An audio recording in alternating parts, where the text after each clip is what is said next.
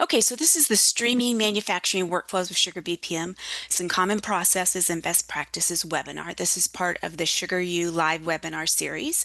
This is just the October webinar. We have two more coming up this year, and I will give those links to you later on in the presentation, okay?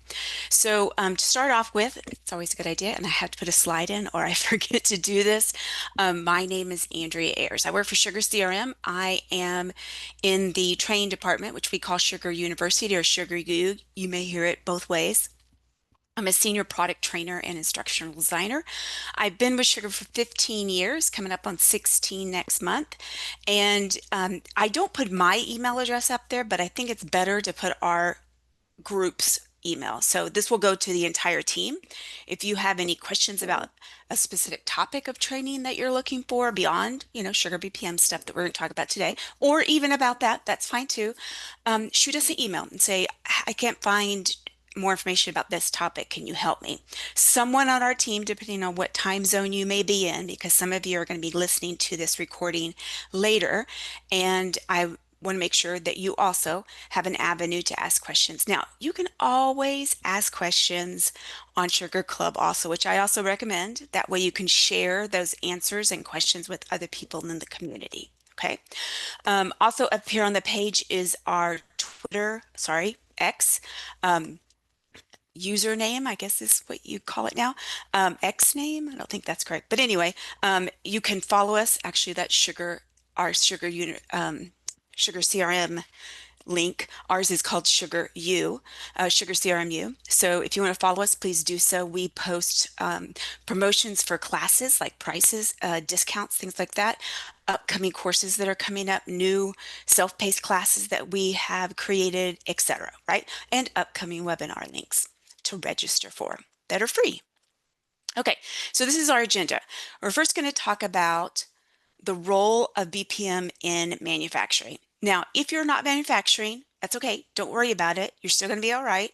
We're going to talk about a lot of common type of sugar cell type workflows that you would use. Not all of them are specific to sugar cell, but most of them will be. And then we're going to go into some common manufacturing workflows for automation. And then we'll talk about some integration and scalability best practices. And by the way, best practices are going to be out through the whole thing, but that one we just put it in the title. And then we'll go through a lessons learned. It's like this, sometimes when you do stuff for the first time, or you have customers that have tried something for the first time and it doesn't necessarily work, that's how you learn a lesson, right? It's not the best way to learn, but that happens sometimes. And we have all gone through all types of lessons learned through our entire lives. But there's also some common pitfalls that you know not to make again because they occurred before. Okay. Now, some of those lessons learned, I'm just going to tell you now, we have learned so much about them that we have put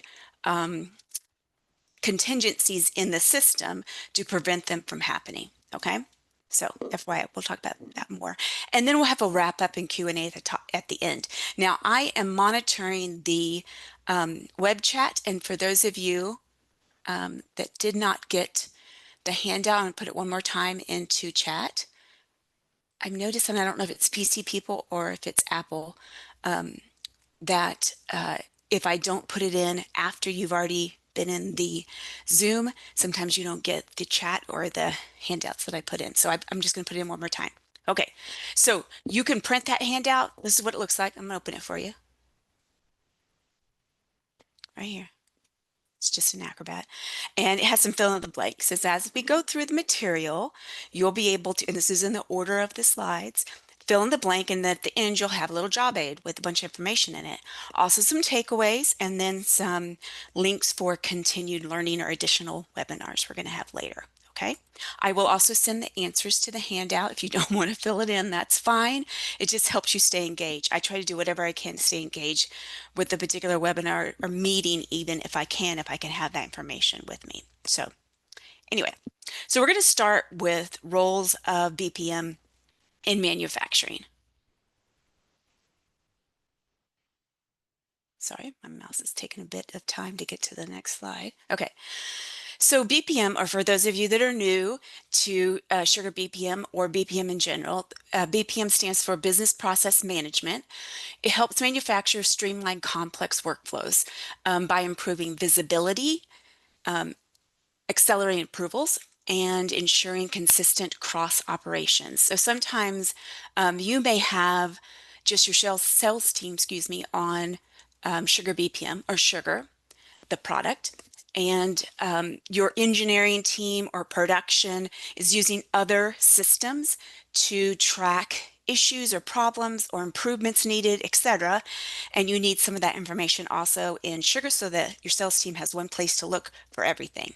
So how do you do that? So we're going to talk about some of that stuff. Um, and helps turn manual things that you may be doing, maybe putting things still in spreadsheets. I only laugh because my dad is a huge Excel spreadsheet user for everything, and we joke about it, but people still use it.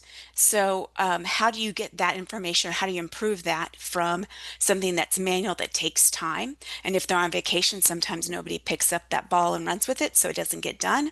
A BPM is constantly going to be going, it doesn't go on vacation.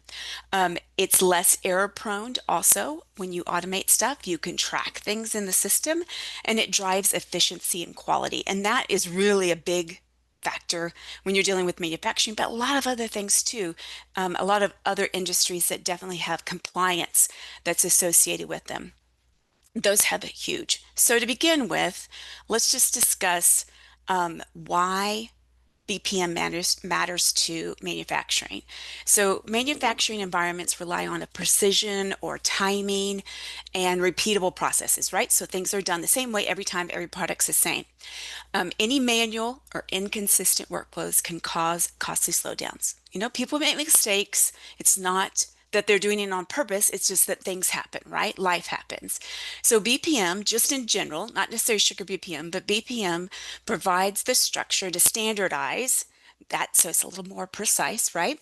It automates and monitors key activities across, say, quotes or production or fulfillment. Okay, sorry, quoting, production, and fulfillment.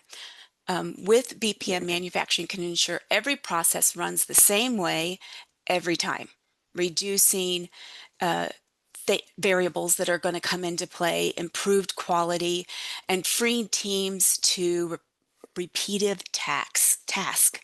So if just like creating a product in a manufacturing setting, BPMs do the same type of function. There's a beginning, a middle, and an end. And in the middle, there's a lot of inputs and outputs that can occur, but it's the standard process every single time. So ultimately, BPM becomes the engine of operational excellence. I like to say that, helping teams scale without increasing headcount or complexity. So the next one, let's see here.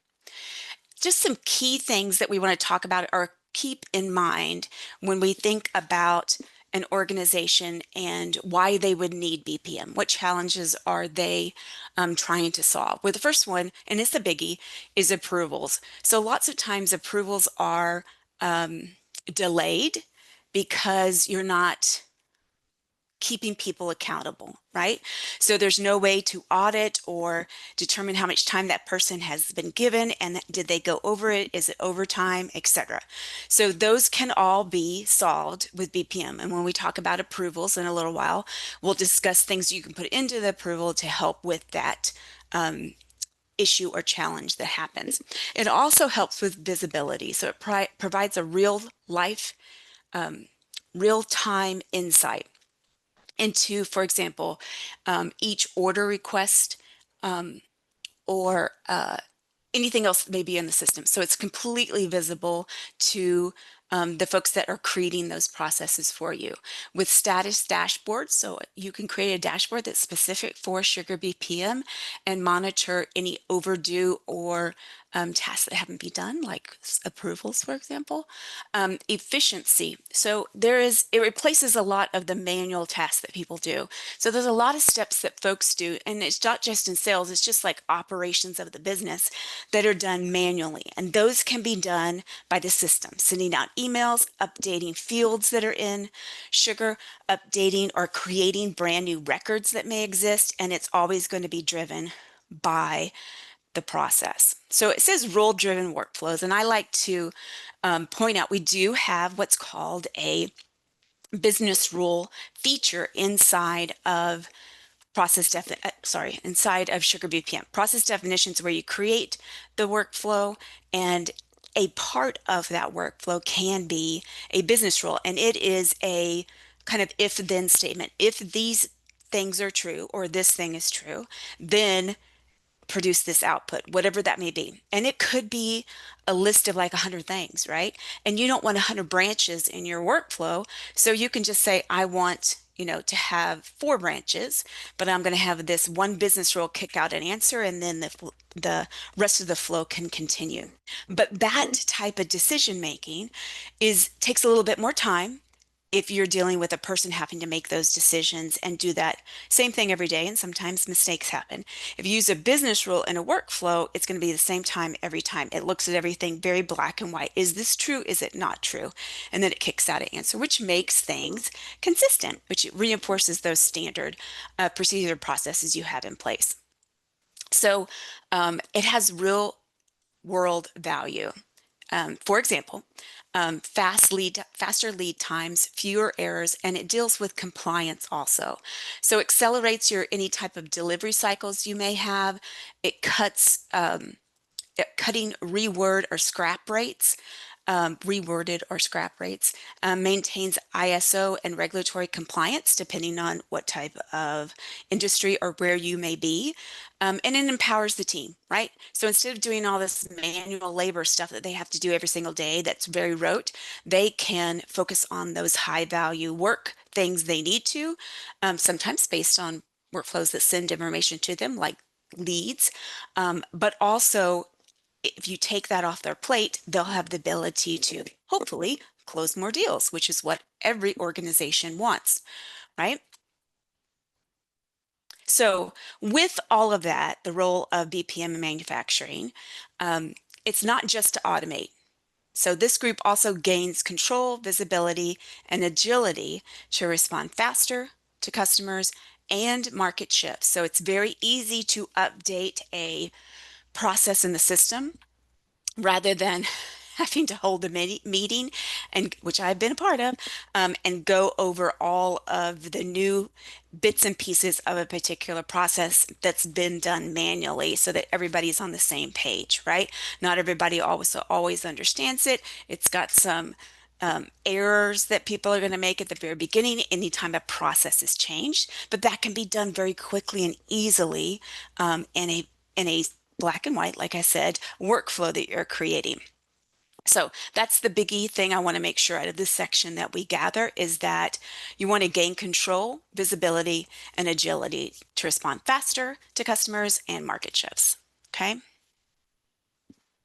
So the next thing we want to talk about is just some common manufacturing workflows for automation. So I am going to go through a couple of examples that manufacturers have had in the past. Some of these are across the board. Once again, they don't have to necessarily do with the industry of manufacturing specifically. A couple of them do, but it will give you an idea of creating a workflow. Now, if you've been in my workflow class, for those of you, and I see some names on the list that we have gone through like a best practice, how if someone comes up to you with a scenario or a story that they want to present, I want this workflow. First thing is understanding the scenario that they want. The next thing is giving it a name, so a scope of that particular process, and then writing down the activities that are needed and the operational goals. Sorry, I should have said that first. And then going through and drawing out a particular workflow. So we're going to kind of very lightly kind of go through that kind of format. So the very first one we're going to talk about is quote approvals. So let's say that you are a organization that's mid-size and you produce industrial equipment and you struggle with slow quote turnaround. So a quote's produced, it needs to be approved for whatever reason, right? Sales reps wait for days for pricing approvals from management, and it needs to be mitigated faster. So using SugarBPM, they automate approvals based on sales deal and margin thresholds. Quotes under 25K are auto approved, right? They don't need to go through an approval process. Larger ones trigger a review by finance and operation. Quote approval times drop, increases the win rate and customer satisfaction. So this is the drawing that this obviously not done in SugarBPM. This is just a drawing of what a workflow may look like. So we're going to start off with a quote that's created. Let me grab my arrow here so I can walk you through it. Then we're going to have a decision that needs to be made, right? Is this quote value less than 25K? So we already said if it's less or under, it's just going to change it to the quote stage approved, right? And then they can go, the rep can go in and continue the steps that are next after that. So this is just going to end. So I'm going to scoot this over just a little bit, or actually decrease the size of this because it's overlapping my workflow. Okay, there we go. It is going to end right here. Okay, so let's say it's above 25K. So first you can say, so is the value less? No, it's above, right? So that means it's going to go to a finance review. Every time you have a person that's going to do a review, you're going to need a gateway after it, right? They're either going to approve it or reject it. If they reject it, we're going to send a notification of rejectment to the person who owns the quote, okay? To the user, the owner. If it is approved, then it's going to go to operations. Then we got another decision to make. Did it get approved? No. If it was rejected, same notification, right? Or you can do a second one. It doesn't matter. It's fine. If yes, then we're going to change the quote stage to approve, and we're going to notify the sales rep that it was approved. Either way, we want to notify the person of that quote, hey, it's done, right? Each of these rectangle boxes in this light teal color, both the operation review and the finance review, can have a deadline associated to it. Also, you can set up an email that sends to the person that's been assigned to that, hey, you have a new email that's set up for you. Now, if you are doing a static assignment, it's always going to go to Jim. Jim always does the approvals. Then he will get the email. If it is in a self-service, meaning you're just going to say, here's the team, anybody can pull it, claim it, and work on it, then the email won't go until someone claims it, but it only is going to show up in one place, and we'll talk about that when we get to go to dashboards in a little bit. That's just one example, okay? Here's another one.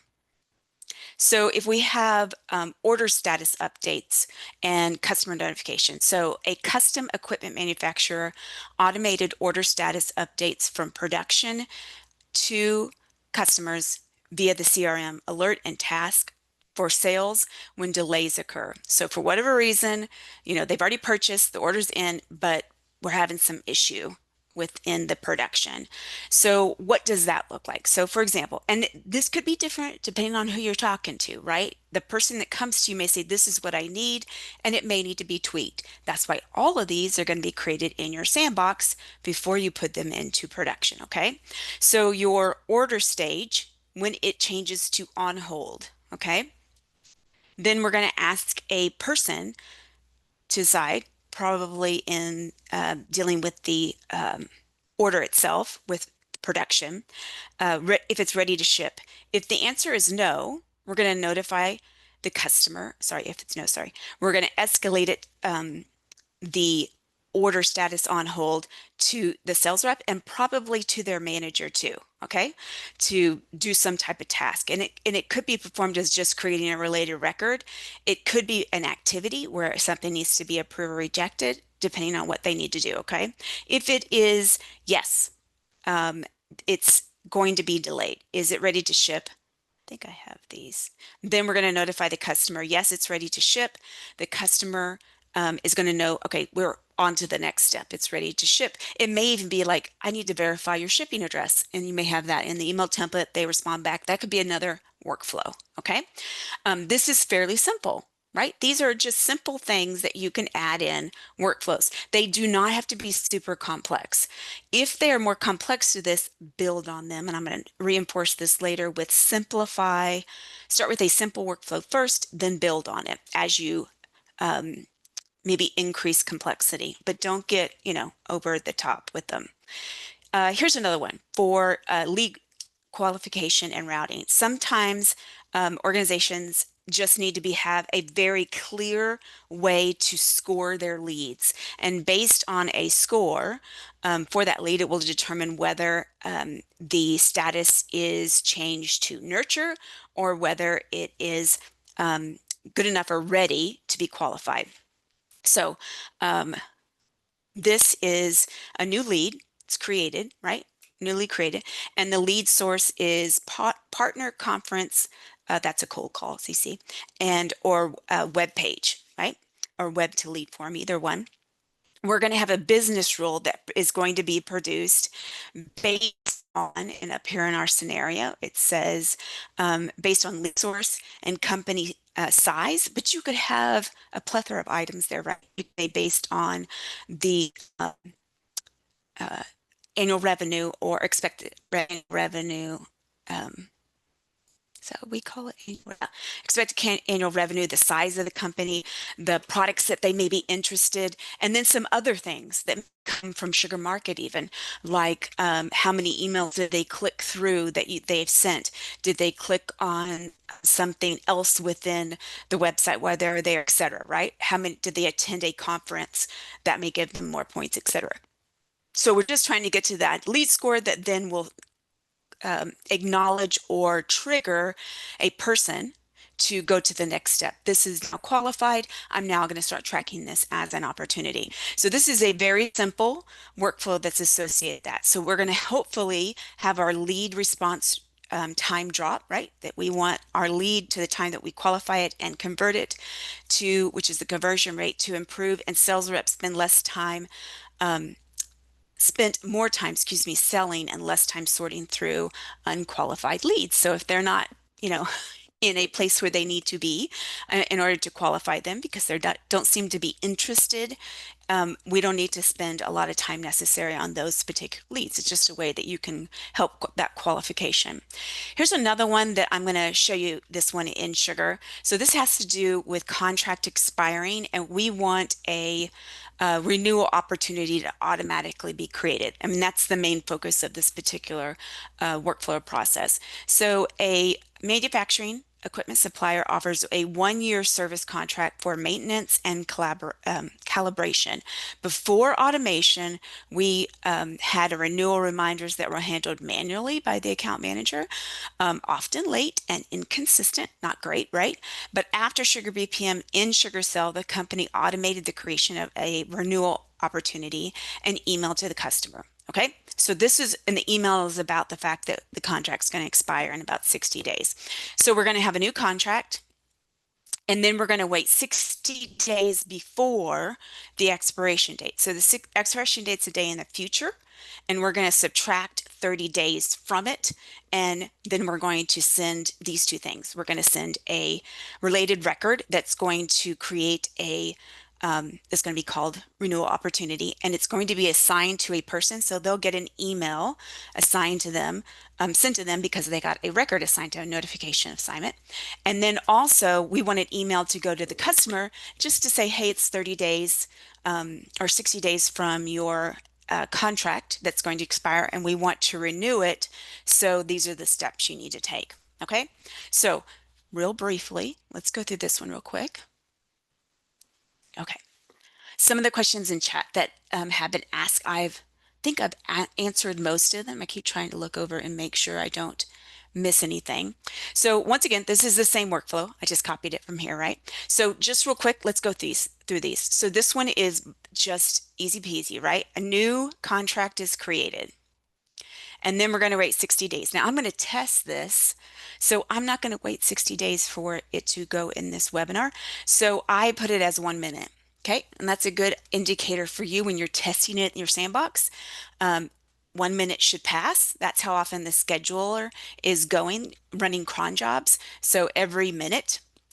it's going to be checking if something needs to be done. So I put it at a minute, but in real world, you would put 60 days here instead, okay?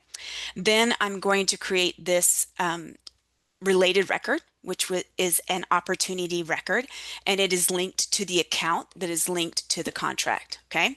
So I assigning it to the same person that the contract is assigned to. I put the expected close date, the end date of the contract. So, right. So there's no gaps, but that may change, right? I put the name, or sorry, the likely amount, which is the amount of the opportunity, as the contract value.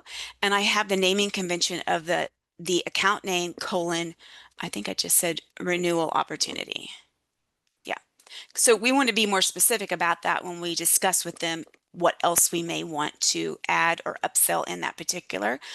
The sales stage is prospecting, and I added in some additional opportunity types here.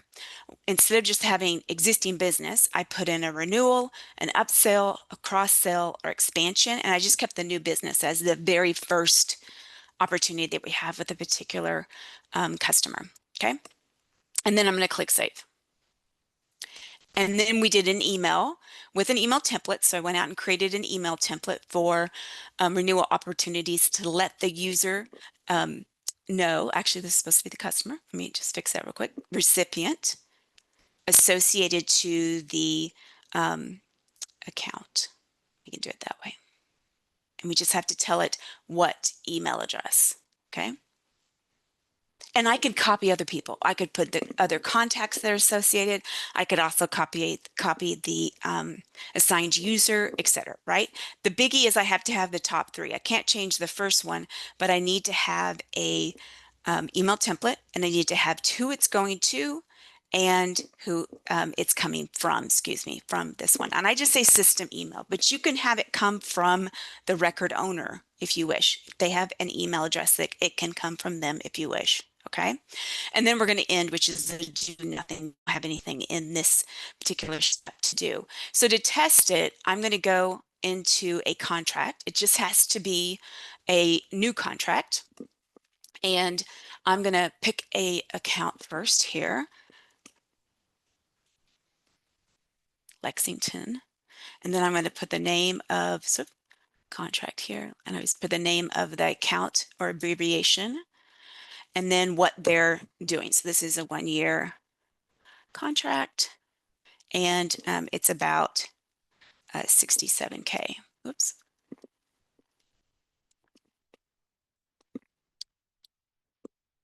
Typing awesome today. 67.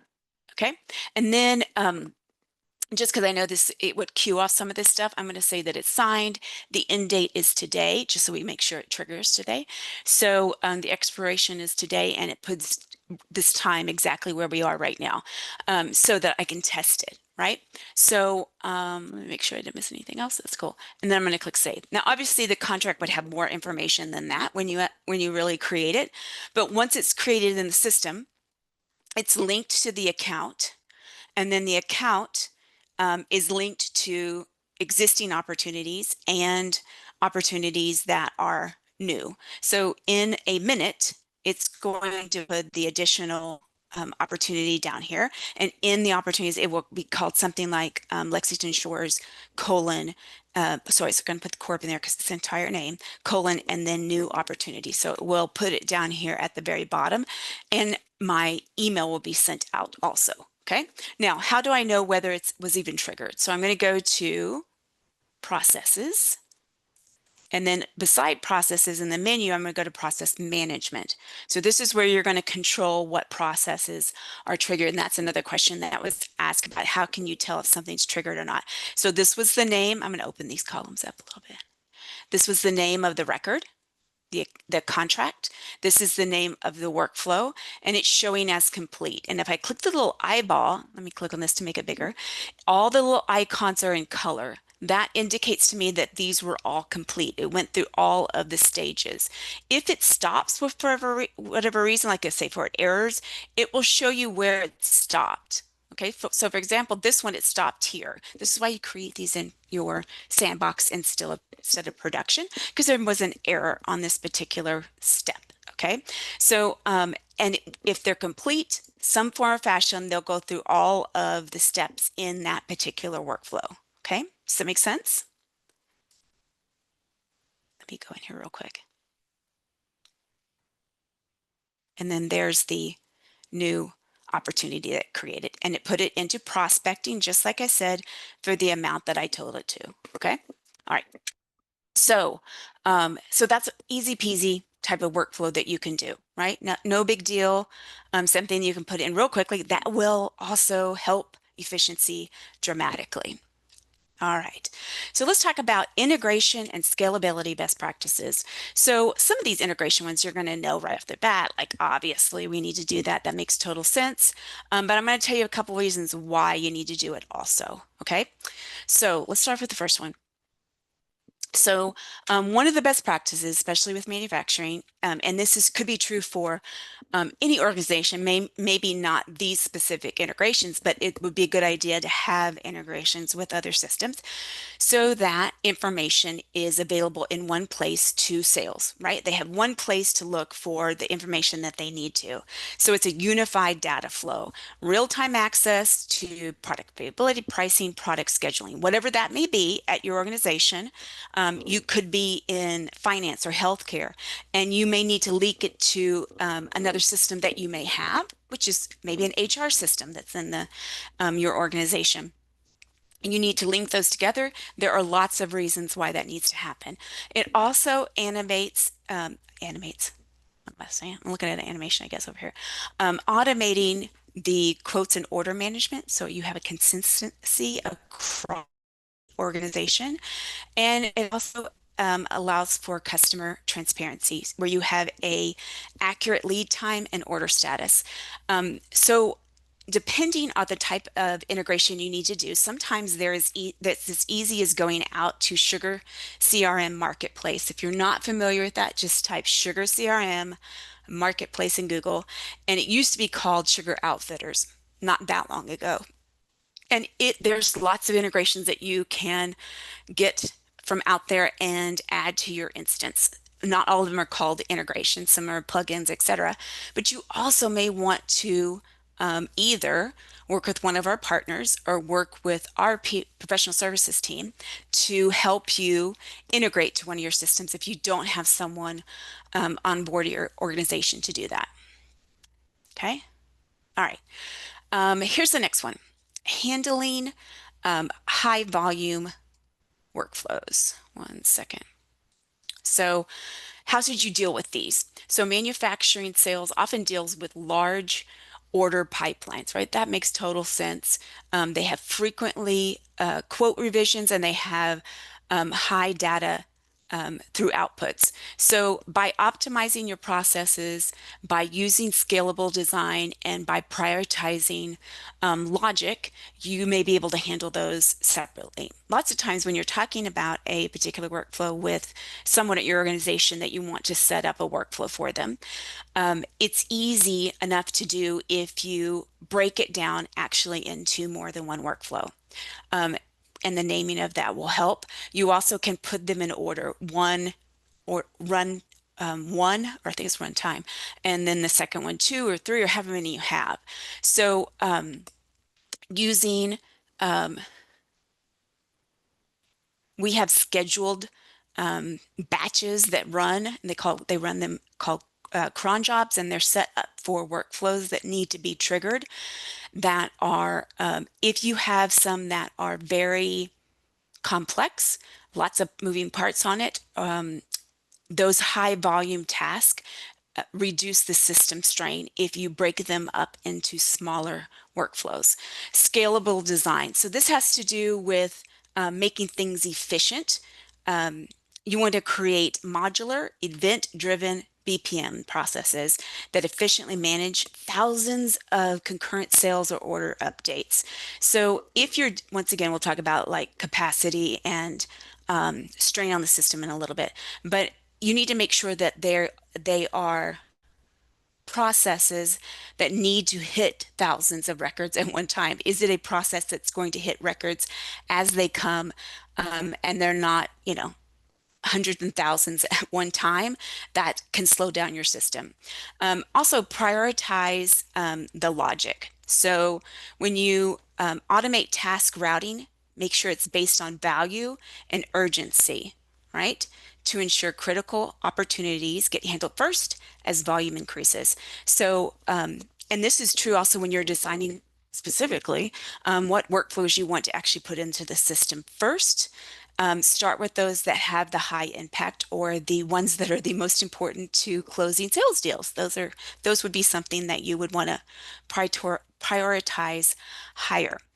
Also, avoid any overlapping or conflicting processes. Now, one big thing about this that I like to do, especially since you're in your sandbox, remember when you're creating these particular processes, is you think of all the other things that need to happen, right? So I have a workflow that says if it's this stage and this stage, go this direction in a gateway. And if it's this other stage, go this way. Well, what about the other 7 stages? What do you want to happen? Does it just go to the end? Does it have a task that needs to be created? Do we need to notify anybody that something's changed in the system? About those other things that happen, or sometimes you don't know it till you run it. And then you get an error and you're like, it stopped right here. I don't know why. But remember, you're testing it first, right? So this should not be a surprise when you get into production. So think about those things. Think about who it is clear who the assigned owner is of a particular step, whether it is a person or the system, and what is it supposed to be doing in that particular step? Are you going to be affecting what departments? And is it everybody across that department or just some of the people? What are the triggers? What are the conditions and events within that particular process that hopefully you're trying to prevent duplicates and conflicts between BPM triggers? So I had a customer the other day that said they had hundreds and hundreds of workflows. And with those, I think you're going to need to start, and we'll talk about this best practice in a little bit, but also documenting your workflows, right? There is a chance as you create workflows that they may start to overlap, right? If you have part of a workflow that says, I need you to do lead assignment and that's it, and then you have another workflow that is just a part of it, of the bigger picture, then you may not need to put that, not may not, let me say that again. You don't need to have that same process in both unless the conditions are different. If the logic is different, that's cool. But if they are the same, which means duplicate, right? Saying the same thing that I have on the bullet, then you're going to have some issues. It's going to try to trigger both those workflows at the same time. That's why you're going to test it in your sandbox or test instance. Some people call it their dev instance, all the same, not your production, to validate all of those things, right? Is it going to affect some other thing in the system that then is going to trigger a workflow I didn't want to trigger? Or is it supposed to trigger another workflow? Or is there an order to them? Or are 2 workflows doing the same type of step? If it's true at the same time, if that's true, then you may have some errors that may come from that. Okay. Okay. So I had a question, where do you see the errors? So you're going to see them in process management, and I'll see the status right very quickly that says error instead of complete or in progress. And also, if you right click on the menu for that process, it will give you a option to click on history. I think it's history, notes, or it's just history. And inside that, it will give you every step up until it hits that error in that particular workflow. Okay. And also there's audit logs. Obviously, you can go on the back. It kind of gives you a view of the back end of things that may happen. Okay, so let's talk about now some lessons learned. So we have some workflows under our belt, and these are some things that folks have learned. And these are very high level. Okay, so just common pitfalls that people have come into and how they kind of overcame them. And then I'm going to give you an example at the end. Okay, so just some shared lessons. Let me click the right thing here. There we go. So the first one is try to avoid doing complicated workflows, especially right off the bat, right? Try to keep it as simple as possible. So it focuses on your operational business goals of the particular workflow to begin with. Like what is the purpose of this workflow? Why is this supposed to help us? It's faster, it's quicker, it keeps people happy, whatever it may be, whatever that particular goal may be. Um, Sometimes simple is all you need. You don't have to have an overly complex workflow that is harder to troubleshoot, harder to create if you can do something that's simple in the system. And simplicity improves performance, scalability, and user adoption. Because after you create these, you're going to have to teach your users that some of these things are going to trigger, right? Otherwise, they're like, why is this kicking off these emails to my customer? Or why am I getting all these tasks assigned to me of things to do? You need to kind of educate them before they get those anyway. Okay, so keep it as simple as possible if you can. Always include exception handling. If something is missing within the workflow, then it's going to have some issues, right? It's not going to be perfect, and especially not, first out of the box. This is your first workflow. Doesn't mean that it's going to work the first time, right? And don't get discouraged by that. You'll be fine, but always try to think about those things that are going to um, how do I say this? Go through the workflow that it is not going to pick up all of the potential results, let's say, of a particular field. So add some fail safes in there, right? Like default assignment if none of these are true, right? If it didn't do the assignment, it did all this assignment at the top, but if it's this value, then or these values, or if it's blank, go to Will and let him do the manual assignment for that, or make it automatically escalate to the director of sales. And proactively handle or prevent process interruption and downtime. So it's going to help you in the long run for a lot of reasons. Whether it's a person that is delaying it or time, you have to wait for a certain time period that needs to elapse. And when it does, it's going to trigger something to happen. Make sure that whatever that trigger is going to happen or whatever the output is going to be, that you have covered all of the scenarios that could possibly happen, even if it doesn't change. No value is changed in the field. Another reason to put a fail-safe in there. Okay. Also use version control and documentation. So there is a description field almost in every record in Sugar. And that is a great place to document things about a particular workflow. So there is one in process definition. There's one in business rules, the record view, and also in the email template. So lots of places to put information. Version control would be this. So it was this version for maybe a year, and then we had some changes in the market. We had some changes in our production environment, and not production instance of sugar, but production of a particular product or service, so that the cycle may be longer or whatever the situation may be. Make sure you use versions for your particular workflow. So this particular version was version 1, and we used it during this time period. Document that in the description box. And then in the name, next one that you update or you create a new workflow or duplicate the one you have and then rename it. Call it version 2, etc. Probably not just 2, whatever, maybe 2.1, 2.3, whatever, and track what that means. What does 1.1, 2.2, etc. mean in the documentation of those records? It helps you document the purpose, the trigger, and the logic of each particular version of that particular workflow. Okay, and it's very clear what each one does. One admin versus another can pick that particular workflow up, know exactly what has gone on in it, because it's all the history of it is in the description of that particular record. Okay. Okay.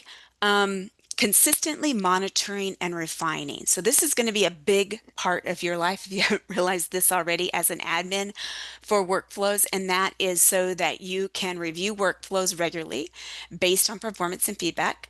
You can identify and fix bottlenecks or outdated steps, and you can treat workflows as a living process, right? It is going to continue to change or modify depending on how your organization changes, right? So it's going to evolve as your business needs it to.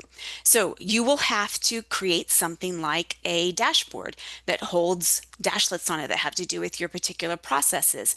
Are some of the steps in the process being done or not done? What does that look like, right? Are things in self-service? Is nobody pulling them? What's the status of particular processes that we may have in the system? But not only that, not just a dashboard, but you may be using process management, which is a kind of a list view of all the processes that have been triggered and verifying why things are being delayed in the system. Okay, here's an example of a lessons learned, right? And customer success. So a Sugar CRM customer simplifies a complex lead management workflow. It implements the structured exception handling and documentation. So it puts it into the documentation or external documentation. It doesn't have to be in Sugar, but just FYI. The result is faster cycle times and improved data accuracy. And the takeaway is to have to have clarity, control, and continuity improvements that drive success, continuous improvement, excuse me. You want to make sure, and that's very high level, right? Whatever workflow that you create, that you try to stick to a simple view of it, not too complex, nor doesn't need to be, a workflow does not have to be complex, right? Sometimes simple workflows can handle what it needs to. And sometimes behind the scenes may not be as simple because you're doing a business rule, for example, that may be more complicated and it's handling the heavy load. It's just going to spit out one answer and then the workflow continues, right? So it may look simple, but it may not be that simple. But by adding things in that are going to handle some of that, like business rules into your workflow, may make a workflow actually run better than having lots of paths or branches out of a gateway. All right, so I do have a couple of questions in chat, and some of them didn't have to do directly with what we were talking about. So I'm going to talk about those in just a second. So if you have any questions, please type them in the chat. I'm going to answer the ones I have already and any of yours. And then if some of you are still typing while I'm answering some, then we'll go on to the next thing because I have a few more things I want to talk about. So someone asked about approvals. So how do you model approval steps? Like if you're doing some kind of price approval in a workflow. So first of all, you're going to need a activity to add in. That's the part that the person is going to do the approval. So you're going to tell them who's going to do it, which is the user part of that activity, and what they're going to do, which is the form. Like, are they going to have approval reject buttons? Are they just going to route it? Do you want them to fill in some fields? And what fields do you want them to require to fill in? You can send them an email to notify them, and you can also give them a deadline. Say, I need this done in 24 hours, and you can put a deadline on it. If it goes over that, then you'll be able to see whether it's overdue. But the gateway is going to help with those particular workflows. So make sure I'm reading it correctly. So you're going to have, if it's a approve reject, you have two answers. You either have approved or reject. There's no other button to click, right? So you'll have a path for the approved and a path for the rejected. It's going to do one or the other. So that's an exclusive gateway. And kind of with that, another question was, how do you prioritize what workflows to do first? Do you always do approvals, all the approval things that you have to do first? So the way I like to look at how you prioritize your workflows are what is the most, first of all, start simple, and then along with simple, the most high impact process. And what I mean by impact is high, whether it's cost, time, error rates, frequency of use, or complexity, it doesn't matter. Consider those types first, whichever one is simplest or simpler and high impact. Those are the ones that I would put at the top of the list. And then as you integrate them, like let's say you already implemented Sugar, as you implement workflows ongoing, make sure before you actually enable that process in production that you notify all the people, even if it's something that no person is going to have to do. Let them know ahead of time that this workflow is going to start triggering, so they're going to see some effects of it, like records may be created or assigned to them, or fields changing based on other fields that have changed. They need to know what's going on. Okay, Let me look here. Another one.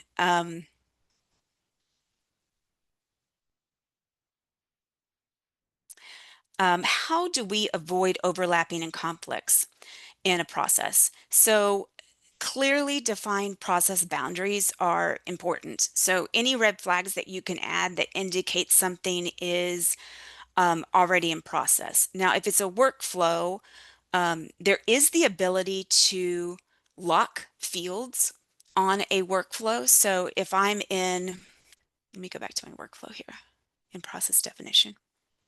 I'll just go into the one that I had open already, this one. So if I'm in the designer, there is an option, yep, that I can right click anywhere within that particular workflow and open up the first item, which is called process definition. And there are some locked fields. So there may be some things that you want to lock while the process is working, right? At this particular moment in this time, we triggered it and I want these things locked so they can't be changed. So that's one thing that will help with that particular step. But workflows, like if you're doing a quote approval or a opportunity that's over this dollar amount and needs some kind of approval to go to the next stage based on criteria, then it will do some of that locking for you. But if you want to lock a specific field, this is how you would do it in the system. Okay, here's a good one, and it's about performance. Okay, so specifically, when you have a lot of workflows that are running, does that degrade the system performance? Yes. Okay, I'm just going to be out with it. Performance will degrade with high volumes. So if you're going to trigger, or workflows are going to be triggered that are going to hit hundreds of thousands of records, yes, it will.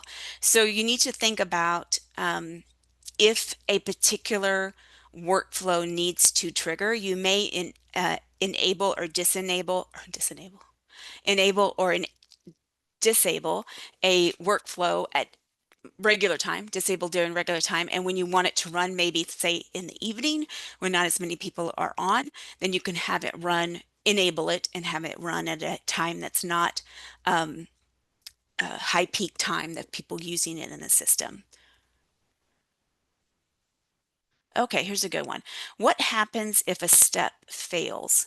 Okay, for whatever reason. So it kind of depends on what the reason for the step to fail is, but you need to consider all the different types of exceptions with a particular workflow. So let's say if uh,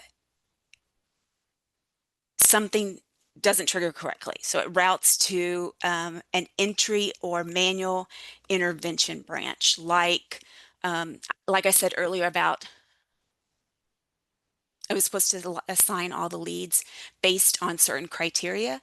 If that particular field is blank or it's not one of the values that are in the other options or pathways, you need to create another pathway that's going to cover everything else, right?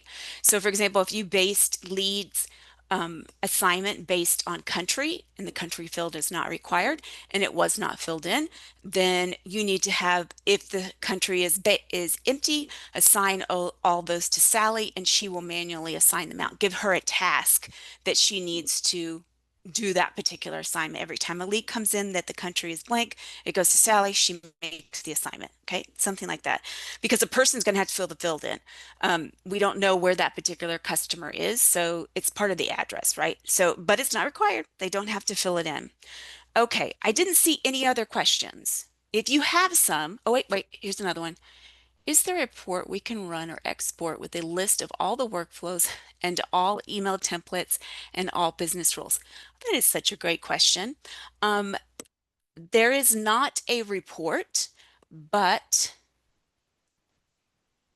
the best way to do that is this. So if I'm in process definition, I can sort all the columns by enabled or disabled, and enabled by alphabetical order is second, would be second line. So I would click it twice so it goes to the top of the list. And then I could see all the ones that are enabled. Is there a way to export them out? Nope, there's not all at one time. right? You can do each one individually, like in a report, like you're talking about. But it's just by using the sort columns in the list view of each module. The report, if that answer is different, I'm going to look that one up. Um, in if there's another way to do that, I will verify that answer. If it's different, you will see that in the email that I send y'all after this session's over. Good question. Stump the trainer. I love it. Anybody else want to stump me or ask a question? That's fine. You can keep adding them into chat, okay? So I'm going to show a few more things and then I'll check back in a second. Okay. So next thing, two more webinars come up. They're in the handout that I gave to you in chat, but I'm also going to send you the slides after class. And these hyperlinks are on there also. But check out Sugar Club in general. There's lots of yummy stuff in there that I think that y'all will appreciate besides my SugarU live webinars. There's lots of other stuff that exists, lots of other discussion question groups where you can go, hey, I'm in finance and I'm in banking and I want to ask these type of questions to other people in my industry. Go for it, right? Ask those questions away and share what you have learned also. There's also training. If you're brand new to sugar and you're just adopting sugar, there's a whole adoption network framework for you to use there that kind of will step you through that implementation. I also will send you out the filled in handout. Yes, you bet. The filled out handout, the recording and the slides. Okay. Thanks for reminding me. But yes, I will do that. Okay. So just some key takeaways. Okay. You ready? So BPM transforms manufacturing efficiency, right? That's one of the big perks of it. But also, automation accelerates outcomes. So you're not waiting for a manual person to get back from vacation to look at a spreadsheet, make some evaluation, send out some emails, or change some fields in sugar. Those would have been done as soon as the fields or what trigger happened needs to change them. It doesn't have to wait for a particular time to elapse. That's arbitrary, right? If it does have to wait on something, it's the same time every time. Okay. Integrations are essential. If you have ERP, MES, inventory, HR, finance systems that need to interact with sugar, then put those integrations in, right? If all the integration does is populate 3 fields, super. Those 3 fields are used, we're going to use in the sales process. That would be wonderful, right? And it will save time in the long run of people going to have to search for that information elsewhere, okay? Scalability and governance matters. Design workflows that can handle growth. So not just for right now, but maybe in the future, avoiding any kind of conflicts that are going to happen and maintain adaptability over time. So we want our workflows to be able to change, right? If all I need to do is change the person or the group or the team or whoever's going to handle this particular step, that's easy, right? If all I need to do is remove the workflow completely because we don't need it anymore, then that's easy to do too. You just can disable it or delete it. So think about those things, but part of that is going to be part of an admin's job. You want to have continuous improvement, and that's kind of what I just said. So you're going to be monitoring these things, documenting changes, and then making those refinement changes to processes on a regular basis. I would pick several times a month, if not once a week, to just go through and make sure, in process management, are things triggering? If they're not, is it something that is wrong with the process? Is it something wrong with user? Is it something wrong with communicating to the users that they need to do some task or they need to change this particular field? Does a field need to be required in order for that particular workflow to trigger correctly, right? So all those are great things. So just as a customer proof point, manufacturing using SugarBPM have faster cycle times, higher lead conversion, and more productive customer engagement. And that's what we really want for any organization. So I will be sending out those things along with if I need to make a correction on the report for processes after this class. So the answer key to the handout, the slides, and the recording as soon as that's done. So it'll be about an hour afterwards, but I'll get all of those out to you. And if you have any additional questions, just email. You can email me today only till 6 p.m. my time, Central. I'm in the U.S. in Central Daylight Time. If you have any additional questions, if you want to just send a generic question or feedback to this training team, send it to university@sugarserum.com at any time. Ask any questions that you want to, and we'll be happy to answer it. So look for an email from me later. And for all those that are listening, for later, all the material will also be on the Sugar Club in addition. Okay? All right, y'all have a great rest of your day, and I'll see you in a webinar maybe next month. All right, bye-bye.